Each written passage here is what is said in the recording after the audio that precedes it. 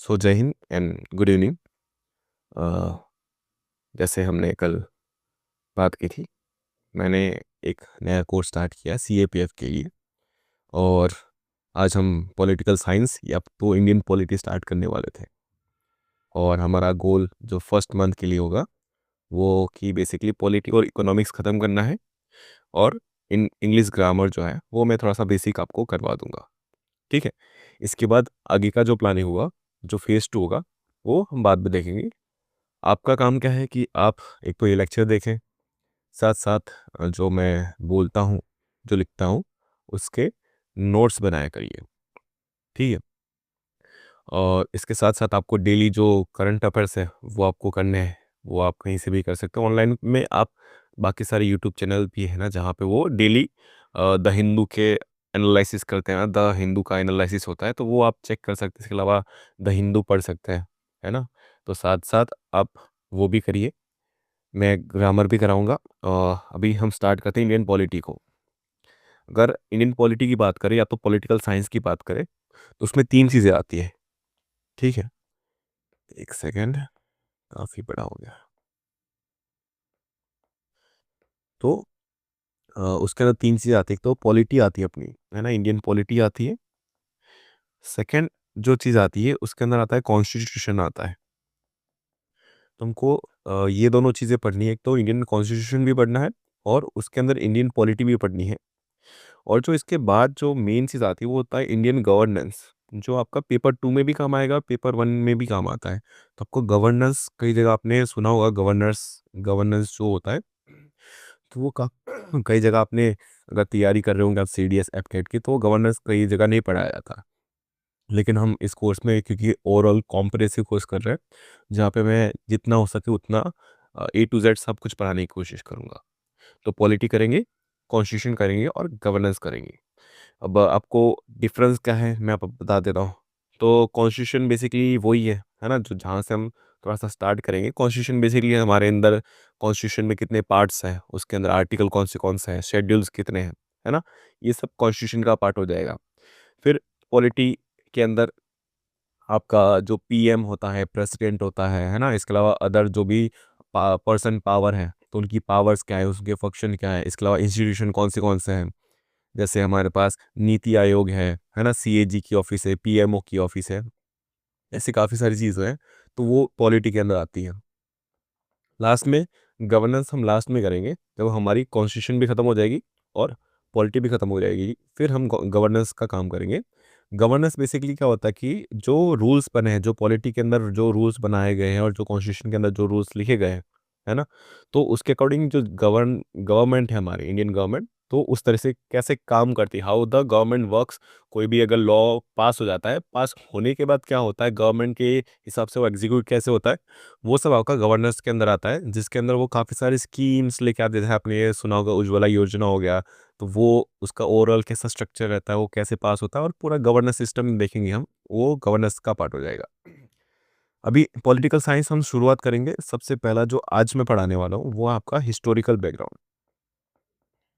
तो यहाँ से वैसे तो काफ़ी सारे लोग प्रीएम्बल से स्टार्ट कर देते हैं अपना जो कोर्स होता है, लेकिन मेरा मेन गोल है कि मैं ओवरऑल कॉम्प्रेसिव करवाऊँ। इसलिए फिर हम जो पहला पोर्शन करेंगे कॉन्स्टिट्यूशन का, वो बेसिकली हिस्टोरिकल बैकग्राउंड से करेंगे। जिसके अंदर हम जो ब्रिटिश इंडिया था, इंडियन ईस्ट इंडिया कंपनी से लेके फिर जब क्राउन का रूल आया 1858 के बाद, इसके बाद जब हम आज़ाद हुए, है ना, तो उसके अंदर कैसे कैसे कॉन्स्टिट्यूशनल डेवलपमेंट आए हैं ईस्ट इंडिया कंपनी के बाद, क्राउन के बाद। और उसके बाद जब कॉन्स्टिट्यूशनल असेंबली बनी, उन्होंने क्या कैसे कॉन्स्टिट्यूशन बनाया, है ना, सबका रोल क्या क्या था, वो हम इसके अंदर आज देखने वाले हैं। इसके बाद मैं स्टार्ट करूंगा कॉन्स्टिट्यूशन वाला पार्ट, जिसके अंदर हम प्रियम्बल से स्टार्ट करेंगे, आर्टिकल मतलब पार्ट 1 पार्ट 2 पार्ट 3 ऐसे जाएंगे। फिर पॉलिटी पढ़ेंगे, प्राइम मिनिस्टर, प्रेसिडेंट के बारे में। और लास्ट में जब ये सब खत्म हो जाएगा तो फिर गवर्नेंस पे हम चले जाएंगे। बीच बीच में मैं थोड़े से बेसिक कॉन्सेप्ट भी कराऊंगा, जैसे कि नेशन क्या होता है, स्टेट क्या होती है, गवर्नमेंट क्या होती है ना। काफ़ी सारी चीज़ें हैं जो बेसिक्स है, जो कई बार नहीं पढ़ाते लोग, जैसे ऑटोक्रेसी क्या होती है ना, टायरनी क्या होती है। काफ़ी सारे की टर्म्स है जो मैं आपको बेसिक कॉन्सेप्ट के अंदर भी करवाऊंगा, वो बीच बीच में आपको करवाता रहूँगा। तो अभी हम जो स्टार्ट करने वाला है बेसिकली, जो हमारा हिस्टोरिकल बैकग्राउंड है, वो शुरुआत होती है उसकी 1773 से। तो 1773 से जो हमारा पहला जो एक्ट आता है ना, जो ईस्ट इंडिया कंपनी को रेगुलेट करने के लिए आता है, तो रेगुलेटिंग एक्ट्स पास किया जाता है। तो वहाँ से हमको स्टार्ट करनी है। फिर उसके बाद सेकंड जो आता है वो 1781 के अंदर आता है, जो इसको अमेंड करने का बात करता है कि 1773 में कुछ दिक्कतें थी, उसको अमेंड करके हमने थोड़ा-सा बदला था। तो 1781 में अमेंडिंग एक्ट आता है, जो 1773 को अमेंड करता है। अभी अमेंड का मतलब होता है कि चेंज करना है ना, कि कुछ बदलाव करना, कुछ सुधार करना, उसको अमेंड करना बोलते हैं। तो यहाँ पे 1781 में अमेंडमेंट एक्ट आता है। इसके बाद जो नेक्स्ट एक्ट आता है वो 1784 में आता है। ठीक है? तो 1784 का पढ़ेंगे, फिर 1786 का पढ़ेंगे, जिसके अंदर लॉर्ड कॉर्नवालिस को पावर शिफ्ट की जाती है। उसके बाद हम ये सारे रेगुलेटिंग एक्ट थे, इसके बाद चार्टर एक्ट स्टार्ट होते हैं 1813 से, है ना? और ये हर 20 साल में आते रहते, तो चार्टर एक्ट्स ऐसे एक्ट्स हैं जो हर 20 साल में आएंगे। जैसे 1773 से जो 20 साल बाद आने वाला था, है ना, 1813 का। इसके अलावा 1833 आएगा, उसके बाद इसके अलावा 1853 आएगा।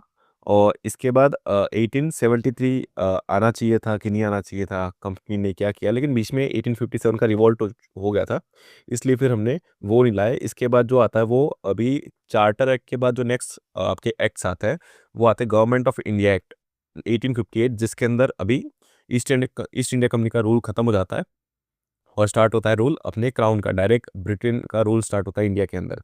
तो वही तो 1858 का गवर्नमेंट ऑफ इंडिया एक्ट आता है।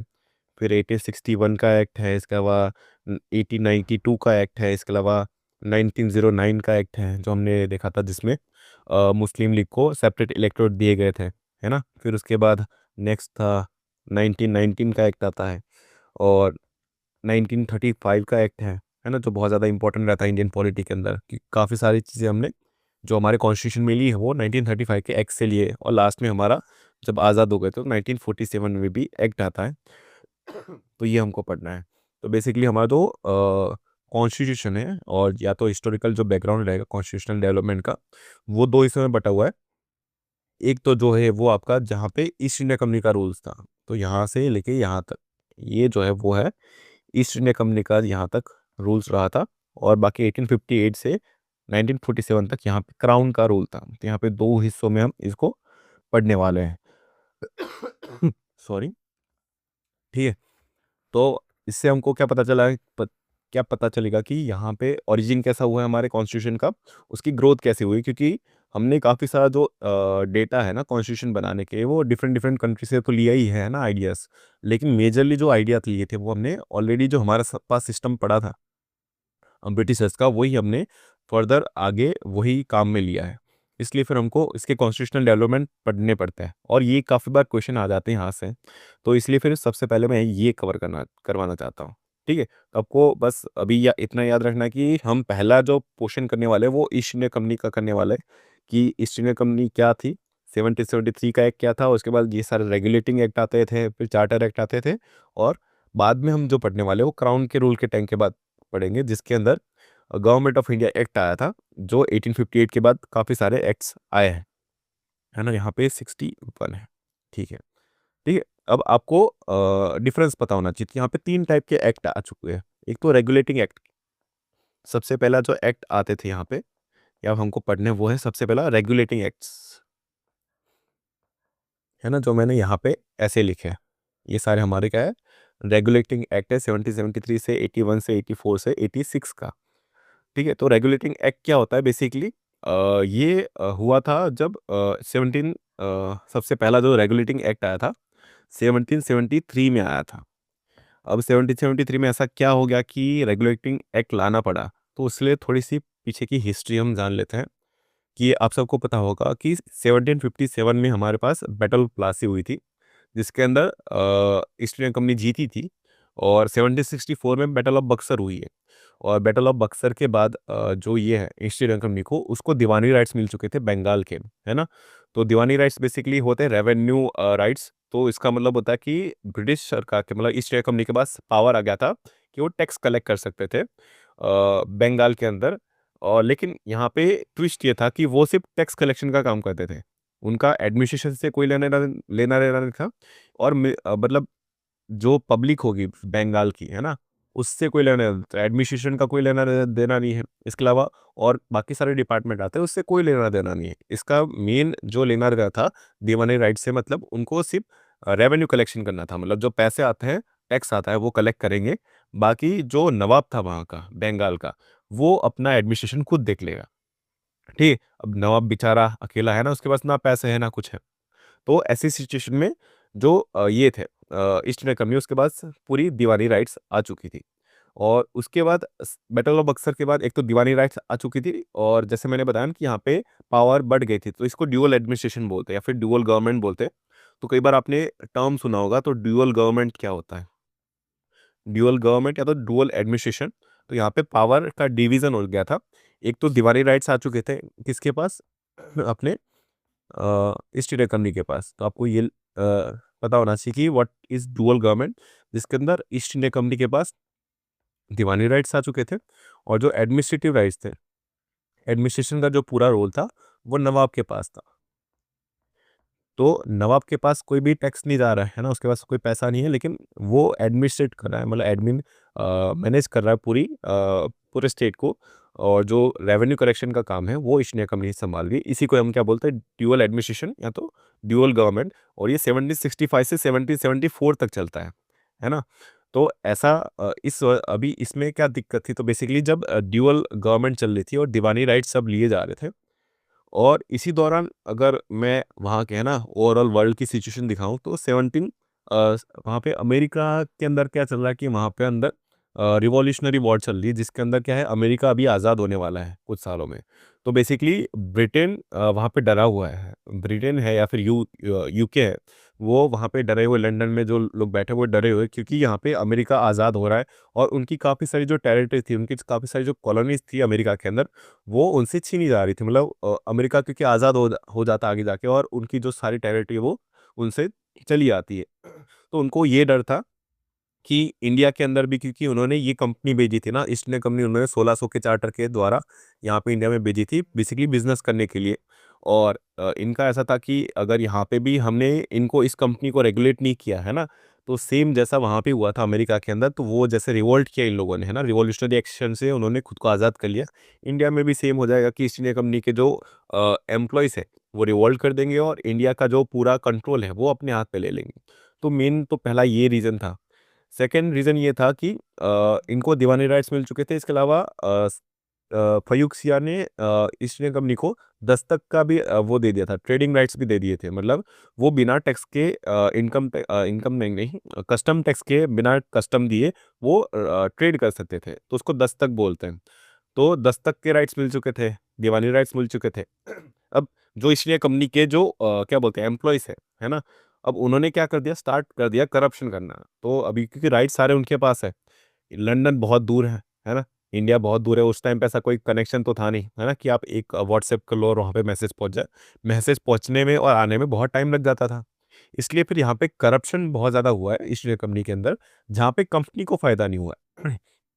अभी जब ये 1600 का चार्टर वहाँ पे दिया गया था, तो बेसिकली इसके अंदर वो लंदन से, है ना, ऐसा एक फर्मा जारी किया गया था कि अगर आपको ट्रेडिंग मोनोपोली करनी है इंडिया के अंदर, तो आपको basically 4 lakh pound, 4 lakh pound का आपको मतलब हमको देने पड़ेंगे, है ना, अगर you want a monopoly in Indian subcontinent, अगर आपको वहाँ पे ट्रेड करना है, तो 4 लाख पाउंड देने पड़ते थे ईस्ट इंडिया कंपनी को, लंदन को, है ना, जो वहाँ पे पार्लियामेंट थी, यूके की पार्लियामेंट।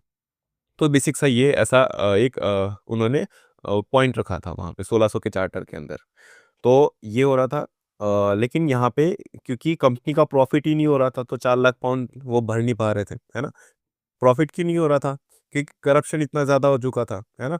कि करप्शन में जो एम्प्लॉइज़ थे ईस्ट इंडिया कंपनी के, जो इंडिया में थे, वो खुद का ट्रेड ज़्यादा कर रहे थे, कंपनी का ट्रेड कम कर रहे थे।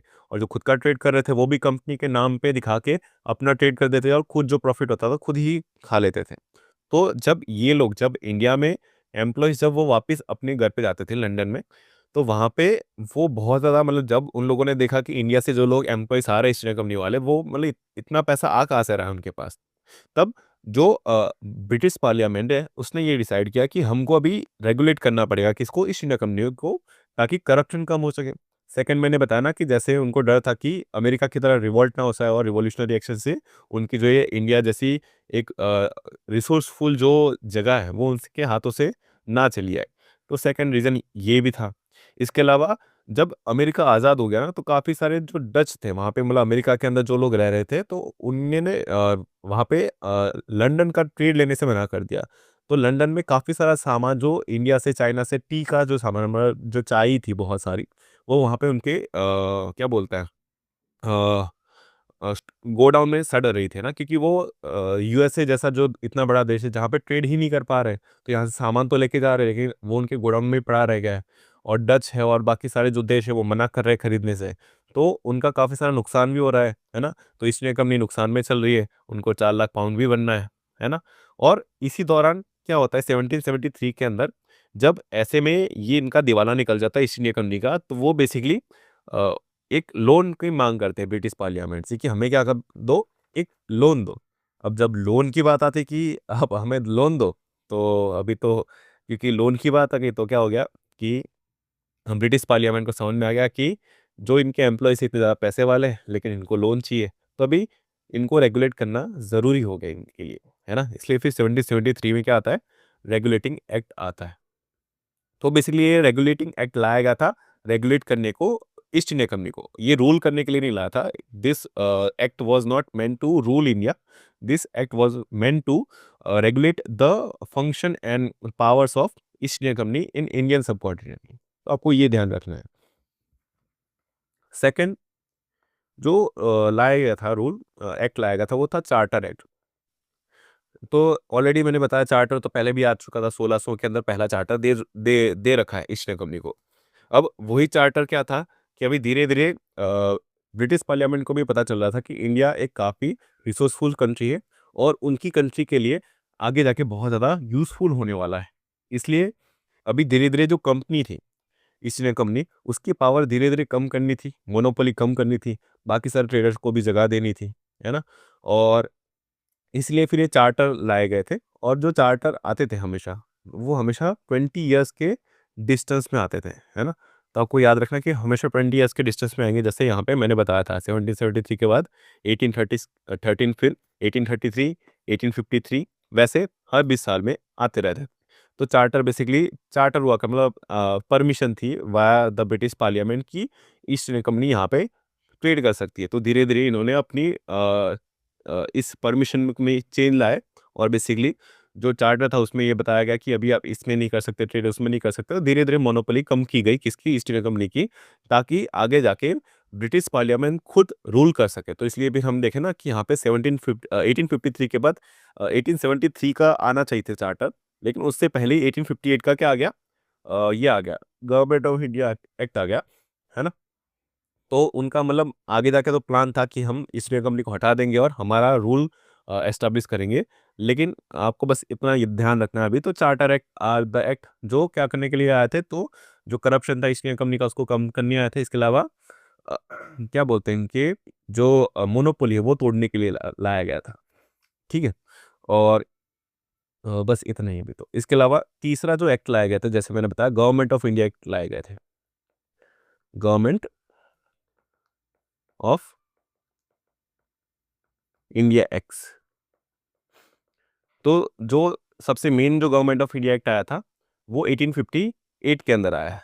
1858 के अंदर, जिसमें बेसिकली हुआ क्या है, ईस्ट इंडिया कंपनी का जो पावर था, उसको शिफ्ट किया गया है। तो जो पावर और फंक्शन जो ईस्ट इंडिया कंपनी के पास था, वो ब्रिटिश क्राउन को शिफ्ट किया गया है। और यहाँ पे जो पूरा इंडियन सबकॉन्टिनेंट था, तो उसके अंदर जो ब्रिटिश पैरामाउंट था, उसको एस्टेब्लिश किया गया था इस एक्ट के द्वारा, गवर्नमेंट ऑफ इंडिया एक्ट। और यहाँ पे अब वो ज़ाहिर में बता रहे हैं ना, this is the government of India. यहाँ पे उन्होंने घोषित कर दिया कि हम गवर्नमेंट हैं। तो अभी वो अपना हक जमा रहे हैं इंडिया में। ये एक्ट का नाम ऐसा रख के। तो आपको ये भी ध्यान रखना है कि गवर्नमेंट ऑफ इंडिया एक नाम ही वैसा है कि मतलब उनकी गवर्नमेंट आ रही है। अब दिस इज़, पहले उनका क्या था कि वो सिर्फ बिज़नेस के लिए आए थे। लेकिन अभी इस एक्ट के बाद वो मतलब फाइनल हो चुका था कि अभी वो जो आए हैं, वो अभी रूल करने के लिए आए हैं। They are not here for trade, they are here to government govern India and to rule India.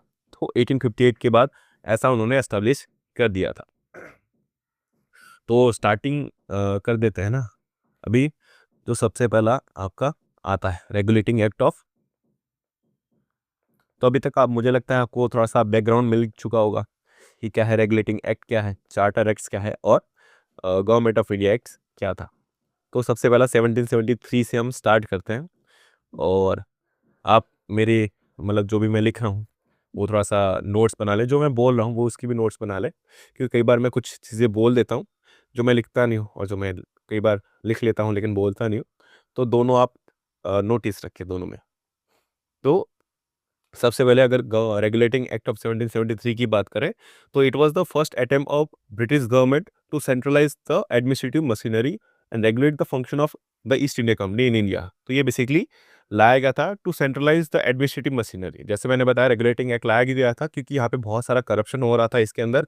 इसके अलावा बहुत ज़्यादा डिसेंट्रलाइज था कि यहाँ पे अगर इंडिया की बात करें तो इस टाइम पे ईस्ट इंडिया कंपनी की 3 मेन हब थे। एक तो आपका बंगाल प्रेसिडेंसी थी, इसके अलावा मद्रास प्रेसिडेंसी थी साउथ के अंदर, और आपकी वेस्ट के अंदर बॉम्बे प्रेसिडेंसी थी। 3 अलग-अलग प्रेसिडेंसी थी।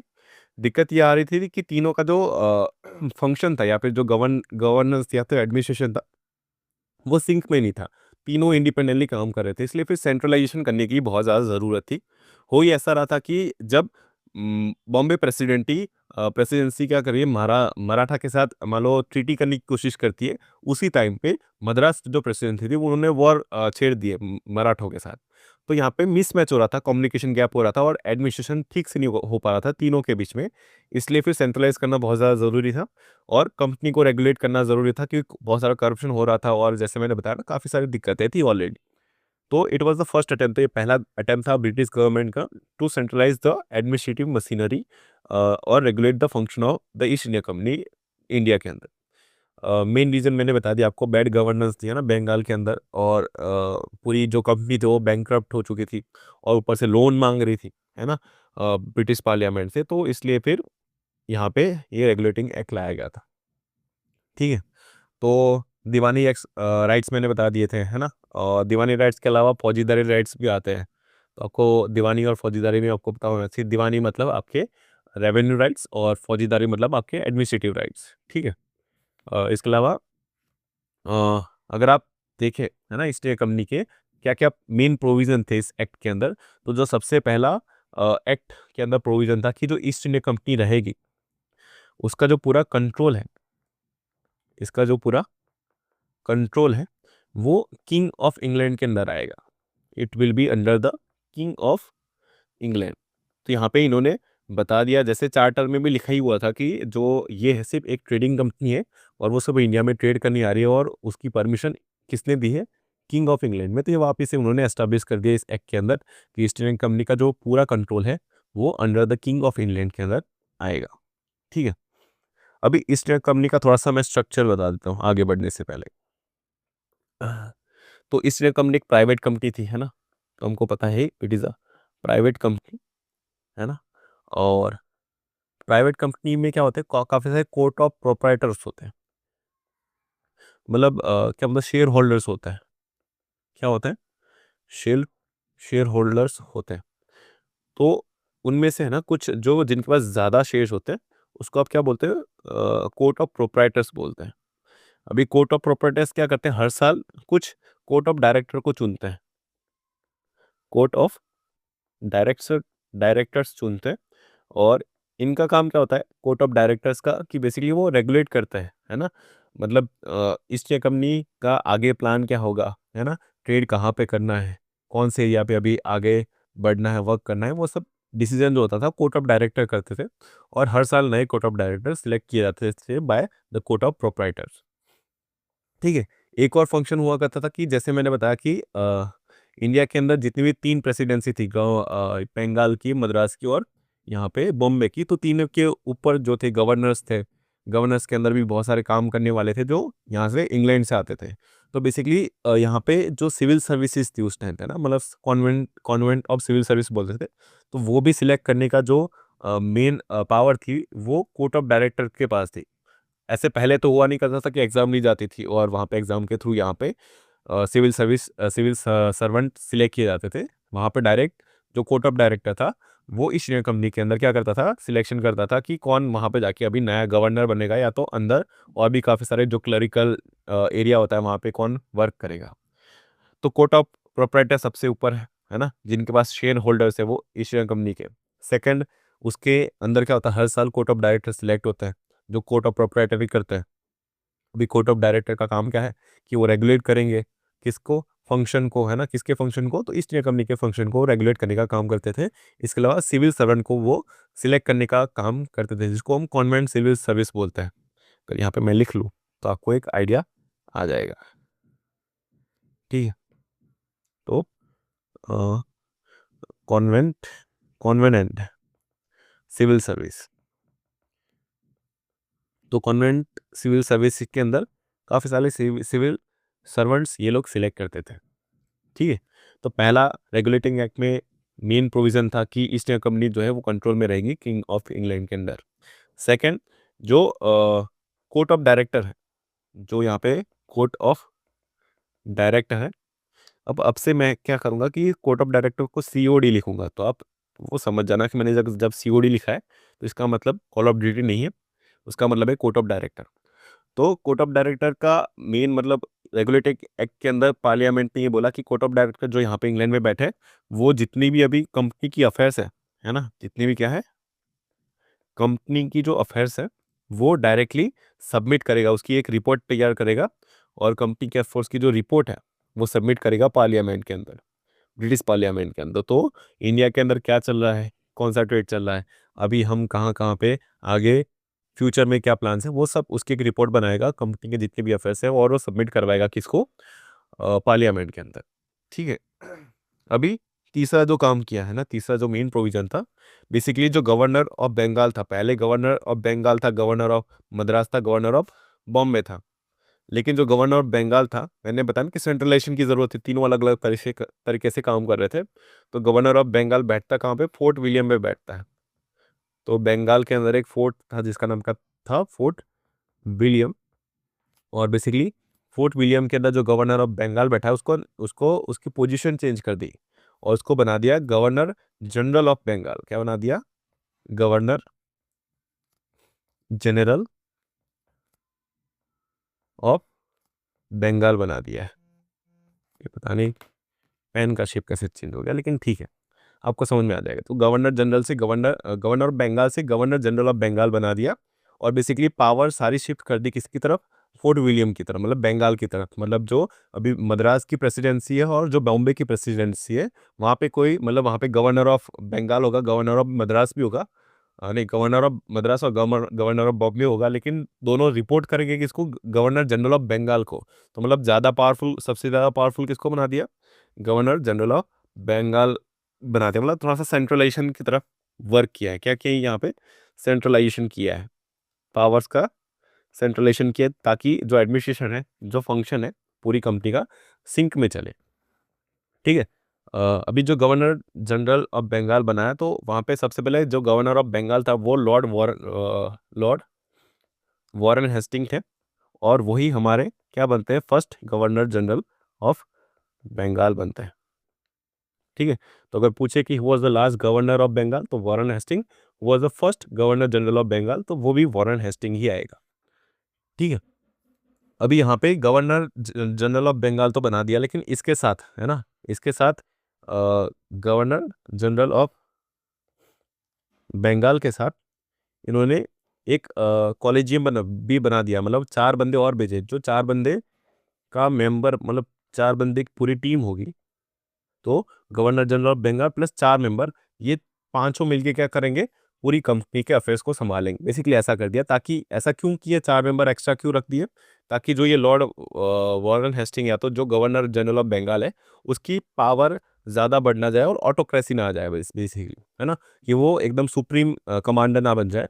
इसलिए फिर यहाँ पे क्या कर दिया कि उसके साथ साथ 4 मेंबर और बिठा दिए, ताकि ऑटोक्रेसी ना आ जाए, टू प्रिवेंट डिक्टेटरशिप बेसिकली, है ना। इन इन सब का काम क्या था, तो बेसिकली एग्जीक्यूटिव काउंसिल थी ये, जो एग्जीक्यूशन का काम करती थी, मतलब जो भी रूल्स होंगे उनको एग्जीक्यूटिव करेगी।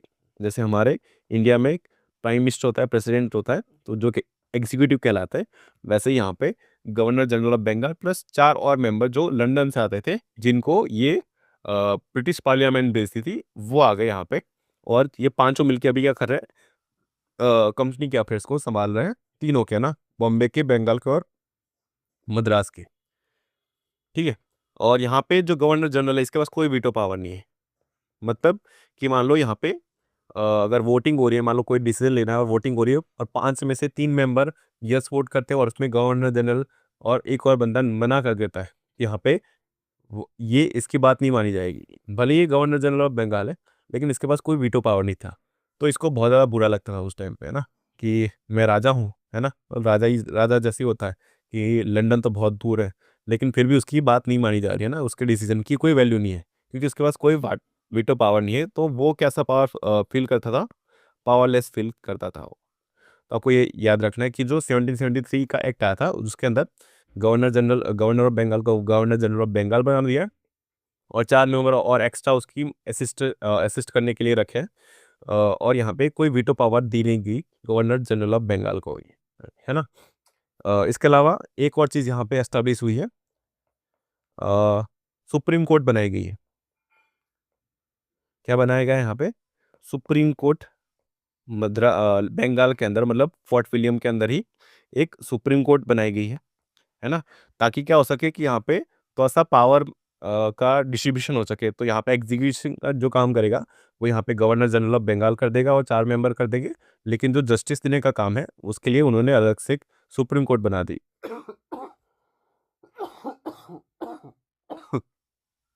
तो इंडिया में सबसे पहले फर्स्ट सुप्रीम कोर्ट बनती है एट फोर्ट विलियम। और यहाँ पे जो सबसे पहले चीफ जस्टिस ऑफ इंडिया होते हैं, है ना, तो यहाँ पे एक चीफ जस्टिस, इंडिया तो नहीं लेकिन चीफ जस्टिस बोल सकता हूँ। तो यहाँ पे जो पहला जो चीफ जस्टिस था और इसके साथ साथ 3 और जजेस थे, तो टोटल 4 जजेस की बेंच बैठती थी। एक सेकेंड, ठीक है, तो 3 और जजेस थे। तो चीफ जस्टिस सबसे पहला था, उसका नाम आप नोट कर लेना, सर एलिजा इम्फे।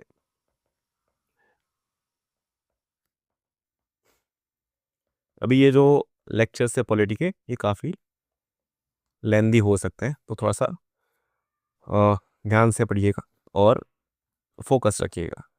लेंदी तो होंगे क्योंकि काफ़ी सारा फैक्चुअल डिटेल्स है, लेकिन अगर आपको समझ में ना आया, फिर आपको अगर कुछ भी डाउट है तो आप कमेंट कर ही सकते हो, है ना, या तो मेरे को डायरेक्ट मैसेज कर सकते हो। मैंने इंस्टाग्राम की भी लिंक पिन पॉइंट की गई है ना, बाहर ग्रुप के अंदर भी, मतलब नीचे डिस्क्रिप्शन में भी और पेज पे भी। तो बेसिकली सुप्रीम कोर्ट है, एस्टेब्लिश की गई सबसे पहले फोर्ट विलियम पे। तो आपको क्यों की गई थी, तो मैंने बताया था ना, रेगुलेशन कर रहे हैं, पावर कम करना है किसका, ईस्ट इंडिया कंपनी का, ताकि क्या हो सके धीरे धीरे आगे जाके ब्रिटिश पार्लियामेंट खुद का राज वो अपना लाना चाहते थे। इसलिए फिर वो धीरे धीरे अभी पावर कम कर रही है, रेगुलेशन का काम करे ताकि करप्शन भी कम हो जाए और कंपनी का जो फ़ायदा है, मतलब जब कंपनी को 4 लाख पाउंड देने थे, है ना, वो भी वो देती रहे। इसके अलावा जो प्रॉफिट हो रहा है वो भी ब्रिटेन के अंदर पहुंचे, ना कि उनके एम्प्लॉयज़ खुद करप्शन करके खा जाए। तो आपको चीफ जस्टिस, आपको पता है सबसे पहला चीफ जस्टिस कौन है, सर एलिजा इम्फे बने थे। ठीक है। और इसके अलावा करप्शन के लिए उन्होंने क्या किया कि अभी कोई भी जो एम्प्लॉयज़ थे, जितने भी एम्प्लॉयज़ थे, वो अभी कोई गिफ्ट या तो ब्राइब रिसीव नहीं करेंगे, है ना, नेटिव से। तो इंडिया में जो इंडियंस थे उनसे कोई भी गिफ्ट या तो ब्राइब रिसीव नहीं करेंगे। और सेकंड, नो प्राइवेट ट्रेड, तो यहाँ पे कोई भी प्राइवेट ट्रेड अभी सारे बंद कर दिए। तो अगर ईस्ट इंडिया कंपनी में जाता हूँ उस टाइम पे, है ना, इंडिया में आता हूँ एज अ एम्प्लॉय, तो मैं खुद का कोई ट्रेड नहीं कर सकता, है ना। तो मेरे को सिर्फ कंपनी में ध्यान देना, मैं सिर्फ काम करने आया हूँ, ऐसा रखना था। ठीक है। अब यहाँ पे ये था, बाकी तो इतना ही था, मेन प्रोविज़न इतने ही थे, तो आपको इतने याद रखने। अभी जैसे हमने एक बार रिवाइज़ कर लेते क्या-क्या पढ़ा हमने। तो रेगुलेटिंग एक्ट ऑफ 1773 स्टार्ट किया, जिसमें सबसे पहला प्रोविज़न था कि ईस्ट इंडिया कंपनी का जो पूरा कंट्रोल है, वो किंग ऑफ इंग्लैंड के अंदर ही आएगा। सेकंड, कोर्ट ऑफ डायरेक्टर थे, है ना? और कोर्ट ऑफ डायरेक्टर को काम दिया गया कि वो जितने भी कंपनी के अफेयर्स हैं, उसकी एक रिपोर्ट बनाएगा और सबमिट करवाएगा किसको? ब्रिटिश पार्लियामेंट को। सेकेंडली, जो गवर्नर ऑफ बंगाल था, उसका मतलब पावर चेंज करके गवर्नर जनरल ऑफ बंगाल बना दिया। जो सबसे पहला था और सबसे लास्ट था वो लॉर्ड वॉरेन हेस्टिंग है। इसके अलावा ये क्यों किया गया था? To to centralize. तो सेंट्रलाइज कैसे किया इन्होंने? तो जितनी भी मद्रास थी, बॉम्बे थी और बंगाल थी, तीनों का एक ही गवर्नर जनरल ऑफ बंगाल बना दिया कि सारी पावर किसके पास होगी? बंगाल के पास होगी, मतलब फोर्ट विलियम के पास होगी। और वो वहां से मद्रास को भी संभालेगा और बॉम्बे को भी संभालेगा। ठीक है। इसके अंदर जो एग्जीक्यूटिव काउंसिल थी उसके अंदर टोटल 5 मेंबर थे, एक तो ये खुद और टोटल 4 मेंबर एक्स्ट्रा। और इसके पास कोई वीटो पावर नहीं थी, तो इसलिए फिर वो कैसा फील करता था? पावरलेस फील करता था। और सुप्रीम कोर्ट बनाई गई थी, वो भी कहाँ पे? बंगाल के अंदर ही, फोर्ट विलियम में। यहाँ पे एक चीफ जस्टिस था और 3 एक्स्ट्रा जज थे। तो सबसे पहला जज था वो, उसका नाम क्या था? सर एलिजे इम्फे। इसके अलावा करप्शन कब करने के लिए ना, करप्शन कम करने के लिए यहाँ पे एम्प्लॉयज को मना कर दिया कि वो क्या नहीं ले सकते? गिफ्ट और ब्राइब नहीं ले सकते। किससे? नेटिव से। इसके अलावा कोई भी जो एम्प्लॉयज हो गए वो प्राइवेट क्लेम नहीं करेंगे। अभी दिक्कतें क्या थी? ये तो मैंने बता दिया कि यहाँ पे आ गया ना 1773 का ये आ गया, लॉ आ गया।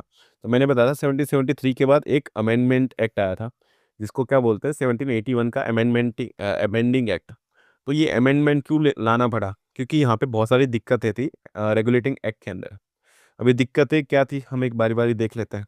तो सबसे पहले जो ये है ना कि गवर्नर जनरल ऑफ बंगाल को पावर जब ज़्यादा दी थी, है ना, तो इससे सब सॉल्व हो गया होगा क्या? कि गवर्नर ऑफ बॉम्बे और गवर्नर ऑफ मद्रास ने बात मानना शुरू कर दी होगी गवर्नर जनरल ऑफ बंगाल की। तो नहीं, ऐसा नहीं हो रहा था। अभी भी बहुत सारी तनाव थी, क्योंकि अचानक से अगर आप पावर शिफ्ट करते हो तो क्योंकि वहाँ पे अभी कम्युनिकेशन गैप बहुत सारा है ना, कि जब लंदन से कोई डिसीजन आता है उसको आने में यहाँ पे 4-5 महीने लग जाते हैं। फिर बॉम्बे से मद्रास, मद्रास से बॉम्बे, बंगाल से मद्रास, मद्रास से बॉम्बे, बहुत ज़्यादा डिस्टेंस था। तो मैसेजिंग या फिर जो कम्युनिकेशन गैप है, तो उसकी वजह से काफ़ी ज़्यादा दिक्कतें आती थी। सेकंड मेन दिक्कत थी कि यहाँ पे जो सुप्रीम कोर्ट बनाई गई थी, है ना, यहाँ पे जो चीफ जस्टिस था और जो गवर्नर जनरल ऑफ बंगाल था, दोनों की पावर के अंदर कोई डिमार्केशन नहीं किया गया, कि मतलब बहुत ज़्यादा जो पावर थी वो वेग थी और मतलब डिफेक्टिव थी। तो सुप्रीम कोर्ट कभी बार क्या होता था कि मान लो यहाँ पे गवर्नर जनरल ऑफ बंगाल है, तो उसने बोल दिया है कि यहाँ पे इस एरिया का आपको टैक्स वसूल करना है। अब वहाँ के जो लोग हैं वो सुप्रीम कोर्ट चले गए। तो सुप्रीम कोर्ट का जो जज है अभी वो अरेस्ट कर रहा है उस ऑफिसर को जो टैक्स वसूलने आया है। तो इसमें दिक्कत क्या होती है कि यहाँ पे पावर क्योंकि डिमार्केट नहीं की गई ना, कि सुप्रीम कोर्ट की पावर क्या है, क्या वो रेवेन्यू के ऊपर बात कर सकता है कि नहीं कर सकता, क्या वो एडमिनिस्ट्रेटिव पे जो क्या बोलते हैं जजमेंट दे सकता है नहीं दे सकता। तो इसलिए बहुत ज़्यादा दिक्कतें आने लगी और थोड़ा सा एडमिनिस्ट्रेशन था या फिर जो मैनेजमेंट था वो थोड़ा सा क्लैश होने लगा। तो ये सेकंड दिक्कत थी। एक तो पहली थी गवर्नर जनरल की, अब बंगाल की पावर बहुत ज़्यादा थी, इसलिए फिर दिक्कतें आने लगी बॉम्बे और मद्रास के अंदर। सेकंड, सुप्रीम कोर्ट की जो पावर थी वो फिक्स नहीं थी ना, उसको कोई प्रॉपर्ली डिमार्केट नहीं किया था। इसलिए फिर यहाँ पे चीफ जस्टिस के और सुप्रीम कोर्ट और गवर्नर जनरल के ऑफिस के बीच में क्लैशेस आने लगी। और इसी डिफेक्ट को क्या करने के लिए, रिमूव करने के लिए ना, कि इसको ठीक करने के लिए यहाँ पे दूसरा एक्ट लाया गया, जिसको क्या बोलते हैं? Amending act of amending act of 1781 लाया गया था।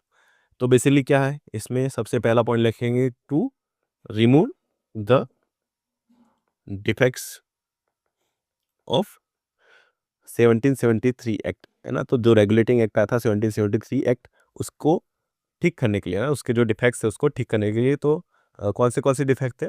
तो सबसे पहले पावर और फंक्शन थी जो सुप्रीम कोर्ट की, वो हमने क्या कर दी? डिफाइन कर दी। तो पावर्स एंड फंक्शंस, एक second, functions of supreme court were defined. तो यहाँ पे मैं एससी लिख रहा हूँ, है ना, यहाँ पे फंक्शन को एफएन लिख रहा हूँ, तो आप पूरा लिखिएगा। मैं तो शॉर्ट फॉर्म में लिख रहा हूँ क्योंकि मुझे तो आदत है शॉर्ट फॉर्म में, या फिर मुझे याद रह जाता है कि मैंने क्या लिखा था। सेकेंडली, पावर ऑफ फंक्शन कर दी सुप्रीम कोर्ट की, है ना, कि क्या डिफाइन, अभी डिफाइन में क्या किया वो भी हम देख लेते हैं। तो उन्होंने, क्योंकि यहाँ पे सुप्रीम कोर्ट किसके ऊपर जजमेंट देगा? क्या ब्रिटिशर्स पे जजमेंट देगा? क्या इंडियंस पे जजमेंट देगा? या जो इंडियंस ऑफिस में काम करते हैं उन पे जजमेंट देगा? तो यहाँ पे बता दिया कि सुप्रीम कोर्ट जो है वो पूरे जो अपना बंगाल है ना, मतलब जो पूरा कलकत्ता है, मतलब जो पूरा फोर्ट विलियम का पूरा एरिया है, उसके अंदर जितने भी लोग हैं वो उसके जुरिस्डिक्शन के अंदर आते हैं। तो जुरिस्डिक्शन क्या है? पूरा का पूरा कलकत्ता है, वो उसके जुरिस्डिक्शन के अंदर आता है। ठीक है, अभी यहाँ पे एक और चीज़ बताई गई कि यहाँ पे जितने भी लोग हैं, है ना, चाहे वो इंडियंस के अंदर जो हिंदू है और जो मुस्लिम है, तो जब इन पे जजमेंट देने की बात आएगी तो हिंदू के लिए हिंदू लॉस काम करेंगे, हिंदू लॉस, और यहाँ पे मुसलमानों के लिए जो इनके कुरानिक लॉस होते हैं वो यहाँ पे काम में लिए जाएंगे वाया द क्या बोलते हैं, जज। तो जब भी हिंदू और मुसलमान अगर कोर्ट में आता है और अगर उस पर कोई जजमेंट देना है तो यहाँ पे उनके लिए हिंदू लॉस काम करेंगे और कुरानिक लॉ काम करेंगे। जैसे डिवोर्स के लिए होता है ना, शादी के लिए होता है, अलग अलग मामलों के लिए जो सिविल मामले होते हैं उसके लिए अलग अलग लॉ लिखे गए हैं हमारे हिंदू में भी, और कुरानिक लॉ भी काफ़ी सारे हैं। ठीक है, और आप ये भी ध्यान रखना कि यहाँ पे पहली बार, this was the first time जहाँ पे सेपरेशन ऑफ पावर हुआ है। अगर आप पॉलिटी पढ़ते हो, आपने कभी पॉलिटी पढ़ी है तो आपने कभी ना कभी ये टर्म सुनी होगी, सेपरेशन ऑफ पावर, कि यहाँ पे पावर बांटी गई है किसके अंदर, एग्जीक्यूटिव और जुडिशरी के बीच में। तो there is a separation of power between judiciary and क्या बोलते हैं, एग्जीक्यूटिव।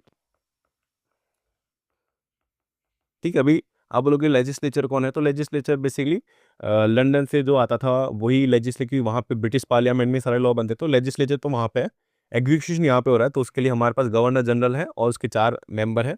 जुडिशरी के लिए हमने सुप्रीम कोर्ट बना दिए। लेकिन अभी भी यहाँ पे क्या था, पहले वाले जो एक्ट में यहाँ पे पावर सेपरेशन नहीं था, कि वहाँ पे पावर का अमालगेशन हो रहा था, कि पावर ओवरलैप कर रही थी, इसलिए फिर यहाँ पे हमने क्या किया, प्रॉपर डिफाइन कर दी सुप्रीम कोर्ट की क्या रहेगी और यहाँ पे गवर्नर जनरल की पावर क्या रहेगी। तो अगर आपको एग्जाम में पूछे कि कौन से एक्ट से हमको पहला, मतलब which of the following act, जिससे हमको ये पता चलता है कि यहाँ पे सेपरेशन ऑफ पावर हुई थी between judicial and executive first time, है ना, पहली बारी में। तो हमारे इंडियन हिस्ट्री के अंदर, है ना, क्या बोलते हैं, कॉन्स्टिट्यूशन डेवलप के अंदर this was the first time when the power was separated between the judiciary and the executive. ठीक है, तो इतना हमको देखना है कि अमेंडिंग एक्ट के अंदर बेसिकली वो अमेंड करने के लिए लाया गया था, ठीक करने के लिए लाया गया था, जो आपका 1773 का जो एक्ट था, है ना, उसके अंदर हमने देख लिया जो डिफेक्ट्स थी वो उन्होंने ठीक कर दी। इसके बाद जो नेक्स्ट एक्ट आता है वो आता है पिट्स इंडिया एक्ट।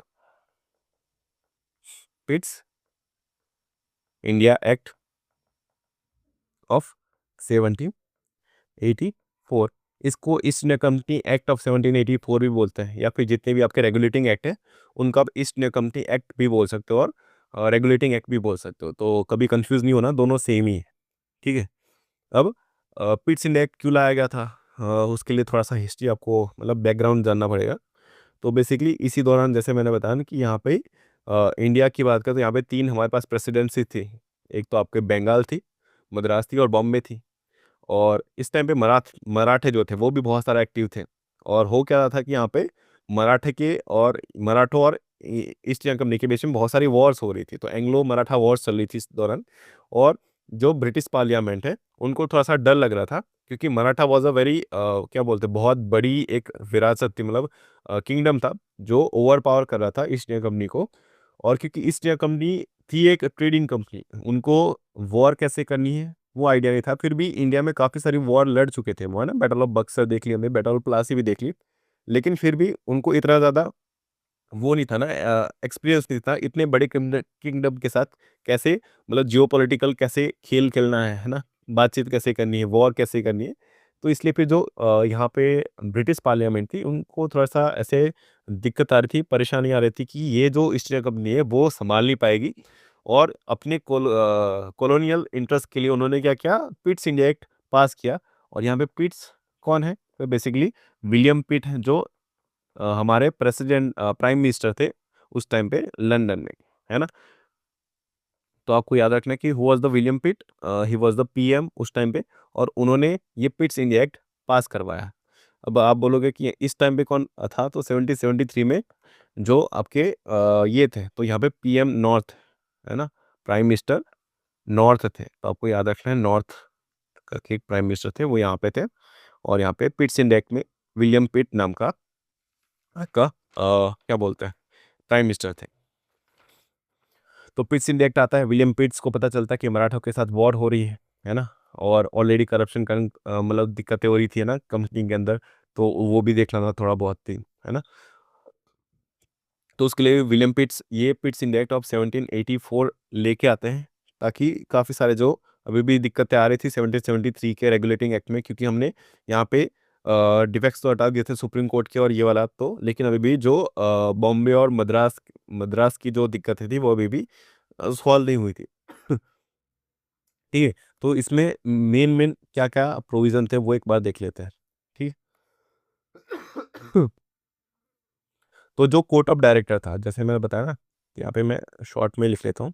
तो जो कोर्ट ऑफ डायरेक्टर है वो मैनेज नहीं करवाता, he was it was not unable to manage East India Company, क्योंकि ही वॉज अ मतलब ही वॉज नहीं, इट वॉज अ क्या बोलते हैं ट्रेडिंग कंपनी, या फिर इनको कि कोर्ट ऑफ डायरेक्टर, जैसे मैंने बताया ना कि कोर्ट ऑफ प्रोपराइटर थे वो चूज करते थे हर साल कोर्ट ऑफ डायरेक्टर्स को, और इनका मेन मतलब काम था कंपनी को कैसे संभालना है ना, कंपनी में एज अ ट्रेडिंग कंपनी को कैसे संभालना, इनको वॉर कैसे करनी है वो आइडिया नहीं था, इसलिए फिर विलियम पीट को ऐसा लगा कि ये संभाल नहीं पाएंगे ईस्ट इंडिया कंपनी को, they will not be able to manage East India Company, क्योंकि अभी बहुत सारी वॉर करने लग गई थी ईस्ट इंडिया कंपनी, है ना। इसलिए फिर इसके ऑपोजिट में, है ना, इसके साथ साथ ही एक नई इन्होंने बोर्ड बिठा दी, इसका नाम था बोर्ड ऑफ कंट्रोल। तो काउंसिल ऑफ डायरेक्टर तो है ही, लेकिन उसके सामने ही, है ना, उसके साथ साथ ही एक और बोर्ड बिठा बिठा दी, जिसका नाम था बोर्ड ऑफ कंट्रोल। और जैसे मैंने बताया कोर्ट ऑफ डायरेक्टर कहाँ से आते हैं, तो वो हर साल सिलेक्ट होते हैं via the court of proprietor, जो क्या है स्टेक होल्डर है ईस्ट इंडिया कंपनी के। लेकिन जो बोर्ड ऑफ कंट्रोल है, यहाँ पे कौन कौन मेंबर होगा, तो यहाँ पे टोटल 6 मेंबर्स थे, उसमें से जो इसका हेड होगा, तो who will be the head, तो हेड होगा इसका तो सेक्रेटरी ऑफ काउंसिल। कौन है, तो सेक्रेटरी ऑफ काउंसिल, तो जो राजा की काउंसिल है प्रिवी काउंसिल, उसका जो हेड है सेक्रेटरी ऑफ स्टेट, वही इसका हेड बनेगा किसका, बोर्ड ऑफ कंट्रोल का। इसके अलावा चांसलर एक्सचेकर भी था, है ना। सेकंड जो पर्सन था वो कौन था, चांसलर भी था यहाँ पे लंदन का, जो प्रिवी काउंसिल था उसका चांसलर भी यहाँ पे बैठा है। और इसके अलावा और 4 मेंबर थे जो प्रिवी काउंसिल से आते हैं। तो टोटल यहाँ पे एक और कोड ऑफ डायरेक्टर के सामने एक और बोर्ड ऑफ कंट्रोल नाम का एक बोर्ड बना दिया, जिसका मेन मकसद सेम ही था ना, कि यहाँ पे कोर्ट ऑफ डायरेक्टर भी सेम काम कर रहे हैं कि वो मैनेज करे ईस्ट इंडिया कंपनी को, बोर्ड ऑफ कंट्रोल का भी काम था कि वो क्या करेंगे, कंट्रोल करेंगे ईस्ट इंडिया कंपनी के अफेयर्स को। ठीक है, लेकिन यहाँ पे बता दिया है ना कि जो कोर्ट ऑफ डायरेक्टर है वो मैनेज करेंगे ट्रेडिंग वाले पोर्शन को, मतलब जो आपका इकोनॉमिक और कमर्शियल फंक्शन है वो कोर्ट ऑफ डायरेक्टर करेंगे, और जो आपका पॉलिटिकल फंक्शन है वो किसके हाथ में आ जाएगा, बोर्ड ऑफ कंट्रोल के हाथ में आएगा। ठीक है, अभी बोर्ड ऑफ, जैसे मैंने बताया कि कोड ऑफ डायरेक्टर है, वहाँ पे जो बंदे बैठे हुए हैं, मतलब जो भी पीपल वहाँ पे कंट्रोल कर रहे हैं, वो किसके सपोर्ट में होंगे, ईस्ट इंडिया कंपनी के सपोर्ट में होंगे, है ना, मतलब वो किसके फेवर में जाएंगे, ईस्ट इंडिया कंपनी के सब फेवर में काम करेंगे। लेकिन जो बोर्ड ऑफ कंट्रोल है वहाँ पे सेक्रेटरी ऑफ स्टेट है, चांसलर एक्सचेकर है, और 4 प्रिवी काउंसिल के मेंबर है, तो मतलब पार्लियामेंट के फेवर में काम करेंगे। तो ये बोर्ड ऑफ कंट्रोल है, वो बेसिकली अभी धीरे धीरे मैंने बताया ना कि अभी ईस्ट इंडिया कंपनी की पावर कम हो जाएगी, और धीरे धीरे अभी ब्रिटिश का राज आने की मतलब उसकी तरफ बढ़ रहा है ना, कि 1858 का जो एक्ट आया था उसकी तरफ हम बढ़ रहे हैं। तो धीरे धीरे अभी क्राउन की जो पावर है या फिर जो पार्लियामेंट की पावर है वो धीरे धीरे इंक्रीज हो रही है। ठीक है, अभी जो बोर्ड ऑफ कंट्रोल था, तो जैसे मैंने बताया कि पहले जो सिविल सर्विस थे ना, जो सिविल सर्वेंट थे वो सिलेक्ट करता था कोर्ट ऑफ डायरेक्टर, लेकिन अभी क्या हो चुका था, तो बोर्ड ऑफ कंट्रोल के पास पावर आ गई जो सिविल कॉन्वेंट थे उनको सिलेक्ट करने का। तो पहले क्या होता था कि यहाँ पे सिलेक्ट होते थे कोर्ट ऑफ डायरेक्टर के द्वारा, लेकिन अभी कौन सिलेक्ट कर रहा है, सिविल कॉन्वेंट को बोर्ड ऑफ कंट्रोल सिलेक्ट कर रहा है। इसके अलावा मिलिट्री और रेवेन्यू का जो मैटर है वो भी बोर्ड ऑफ कंट्रोल ही देख रहा है, और पॉलिटिकल फंक्शन भी। तो यहाँ पे मैं लिख के देता हूँ। ठीक है, तो जो कमर्शियल था, कमर्शियल फंक्शन ये था किसके हाथ में, तो कोर्ट ऑफ डायरेक्टर के हाथ में था। और जो आपका क्या बोलते हैं पॉलिटिकल फंक्शन, वो था आपके इसके हाथ में ना, क्या बोलते हैं बोर्ड ऑफ कंट्रोल के हाथ में, बोर्ड ऑफ कंट्रोल के हाथ में। इसके अलावा क्या बोलते हैं मिलिट्री फंक्शन भी हो गए, पॉलिटी के साथ military as well as revenue function जो है वो भी इनके हाथ में ही आ गया, है ना, किसके हाथ में, बोर्ड ऑफ कंट्रोल के हाथ में। ठीक है, अभी और क्या मेन प्रोविजन था, तो पहला तो हमने देख लिया, है ना, सबसे पहला देखा कि कोर्ट ऑफ डायरेक्टर के साथ ही एक और बोर्ड बना दिया जिसको क्या बोलते हैं, बोर्ड ऑफ कंट्रोल बोलते हैं। सेकंड जो मेन चीज़ की गई थी यहाँ पे कि जो क्या बोलते हैं गवर्नर जनरल थे यहाँ पे, जैसे मैंने बताया था गवर्नर जनरल के साथ साथ कौन कौन था, 4 और मेंबर थे, है ना। तो अभी जो 4 मेंबर थे उसको कम करके 3 कर दिया, है ना। तो नंबर ऑफ द क्या बोलते हैं, the number of executive council was reduce from 4 to 3। तो गवर्नर जनरल होगा और अभी 3 एक्स्ट्रा बंदे हो गए। और यहाँ पे शॉर्ट ऑफ गवर्नर जनरल को क्या कर दिया, वीटो पावर प्रोवाइड की है। कैसे? क्योंकि अभी मान लो टोटल 4 पहले 5 बंदे थे, तो 5 में से 3 अगर मेजोरिटी में है तो यहाँ पे गवर्नर जनरल की नहीं चलती थी। लेकिन अभी क्योंकि टोटल 4 बंदे हैं ना, कि गवर्नर जनरल है प्लस 3 एग्जीक्यूटिव काउंसिल के मेंबर हैं, तो अगर 2 का टाई आ रहा है ना, कि 2 और 2 का टाई आ रहा है और गवर्नर जनरल के पास एक मेंबर है जो उनको सपोर्ट कर रहा है, तो यहाँ पे basically governor general veto power use कर सकते हो। और वहाँ पे फेवर किस में जाएगा, टाई के बेसिस में, मतलब वो जो आखिर में वोट डालने वाला होता है वो गवर्नर जनरल होता है। तो अगर मान लो 2 और 1 का अगर रेशियो आ रहा है, यहाँ पे गवर्नर जनरल या तो इसके वोट में दे सकता है या तो इसके वोट में दे सकता है, और उस मामले में थोड़ा बहुत वीटो पावर उसके पास आ गया था। और इसके अलावा जो ये 3 मेंबर थे, तो गवर्नर जनरल है प्लस 3 मेंबर, और 3 मेंबर में से एक मेंबर जो होगा उसको कमांडर ऑफ चीफ बना दिया, है ना। तो एक नई पोस्ट यहाँ पे डेवलप की गई, कौन सी, commander in chief, commander in chief वाली पोस्ट यहाँ पे नई बनाई गई via the board of control. तो बोर्ड ऑफ कंट्रोल ने एक नई commander in chief as a post बना दी, जो इन तीनों में से कोई एक होगा। तो गवर्नर जनरल ही है जो अपना बेसिकली एडमिनिस्ट्रेशन संभाल रहा है, और एक कमांडर इन चीफ है जो बेसिकली मिलिट्री जो भी होगा इंडिया का वो संभालेगा।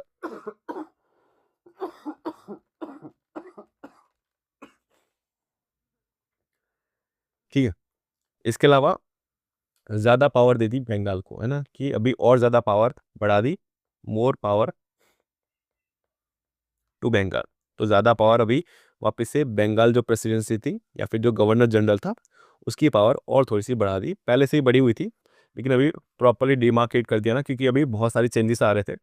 तो पहले जो बॉम्बे था और मद्रास था उसको ऐसा लग रहा था कि इतना कुछ खास चेंज नहीं है, लेकिन अभी वापस से जब 2-3 एक्ट में वो लाएंगे तो जो बॉम्बे और मद्रास है उनको मानना ही पड़ेगी बात। ठीक है। फिर भी जो ये वाला एक्ट आया था, पिट्स इंडिया एक्ट, उसको भी हम लोग फेलियर ही मानते थोड़ा बहुत। तो क्यों, ऐसा क्यों था? क्योंकि अभी भी जैसे पहले दिक्कत आई थी कि सुप्रीम कोर्ट और एग्जीक्यूटिव काउंसिल जो थी, गवर्नर जनरल की जो काउंसिल थी, उसमें कोई भी डिमार्केशन नहीं था पावर का। सेम चीज़ यहाँ पे वो रखा है कि कोर्ट ऑफ डायरेक्टर और बोर्ड ऑफ कंट्रोल के बीच में कोई डिमार्केशन नहीं है कि पावर मतलब कैसा है ना।